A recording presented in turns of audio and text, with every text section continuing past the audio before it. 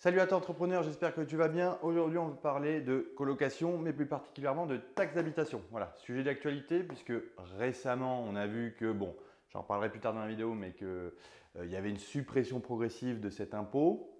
Alors avant toute chose, on va résumer un petit peu ce qu'est la taxe d'habitation, d'accord? Donc c'est un impôt local, hein.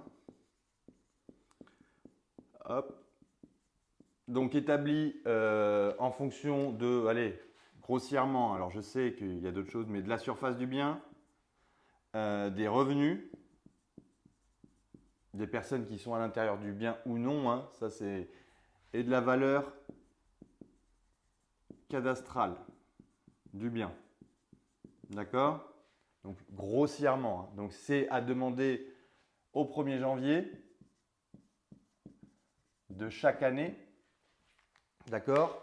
Et ça concerne les gens qui sont soit propriétaires, soit locataires, soit occupants à titre gratuit au 1er janvier de l'année en question. D'accord? Ça, c'est important à retenir. Donc, ça concerne les locaux, on va aller jusqu'au bout, hein, meublés, plus les dépendances, garage, annexes, même non attenantes. C'est-à-dire que si vous avez un garage mais qui n'est pas collé à la maison, ça va être pris en compte dans le calcul de la taxe d'habitation. Donc comme je vous l'ai dit, on s'attend à, il y a eu déjà une première vague de suppression progressive et normalement au 1er janvier 2023, je crois, il n'y aura plus de taxe d'habitation. Mais on n'est pas à l'abri que ça se prolonge un petit peu.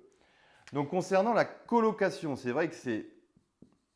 On peut se poser la question, comment on fait avec une colocation? Donc il faut savoir qu'il n'y a pas de droit, il n'y a pas de texte de droit fiscal concernant la taxe d'habitation et la colocation.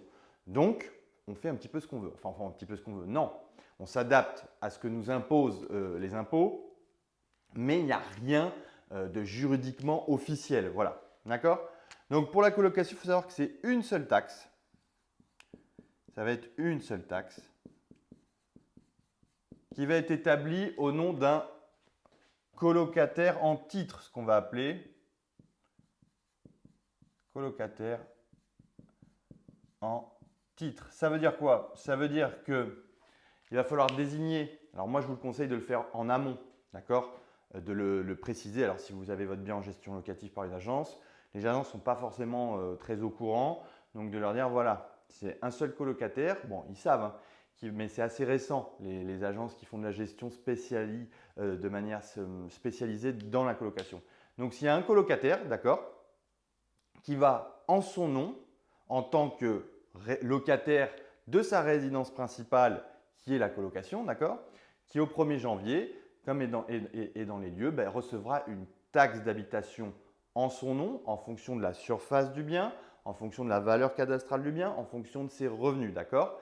Et ensuite, c'est pour ça qu'il faut le faire au préalable. Vous pouvez même l'insérer dans le bail, c'est-à-dire faire ajouter dans le bail une ligne en disant ben voilà, la taxe d'habitation sera attribuée à un colocataire en titre, d'accord, et sera ensuite divisée. Là, il y a deux solutions, soit à part égale,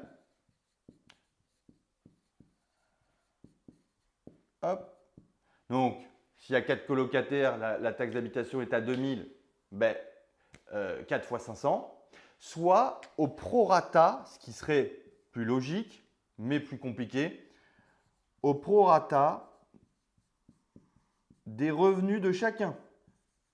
Ce qui serait plus ou moins logique, même si dans le contexte d'une colocation, c'est assez particulier. D'accord? Donc voilà, donc, si on vous demande un jour, si vous vous lancez dans la colocation et si vous avez un doute, il faut retenir quoi? Il y a une seule taxe d'habitation, il faut désigner un colocataire en titre, d'accord? Et pour moi, pour être plus transparent, il faut le faire noter par l'agence si c'est en gestion locative ou vous le notez sur le bail qu'il y aura un colocataire désigné et qu'ensuite elle sera répartie, alors ça c'est à choisir, soit à part égale, soit au prorata des revenus, mais ça peut être un petit peu plus chiant. Voilà, je vous le dis en toute honnêteté. Alors il existe, hein, parce que je vais jusqu'au bout, une taxation, une taxe d'habitation, taxe conjointe qui peut convenir pour 2 personnes max. Voilà.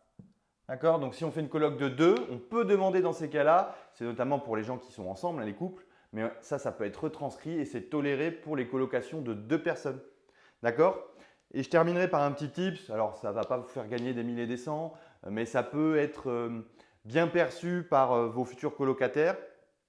C'est que, étant donné que la taxe d'habitation est en partie établie en fonction des revenus de la personne en question, ben, essayez de choisir le colocataire, de faire en sorte que le colocataire en titre ait les plus petits revenus.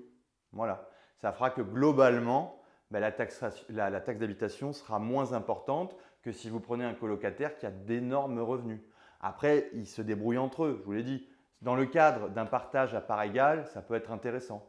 Parce que, en gros, ben, les autres peuvent estimer que grâce aux petits revenus du colocataire en titre, ils payent un petit peu moins leur taxe d'habitation. Voilà. Allez, j'espère que ça vous a plu et je vous dis affaire à suivre.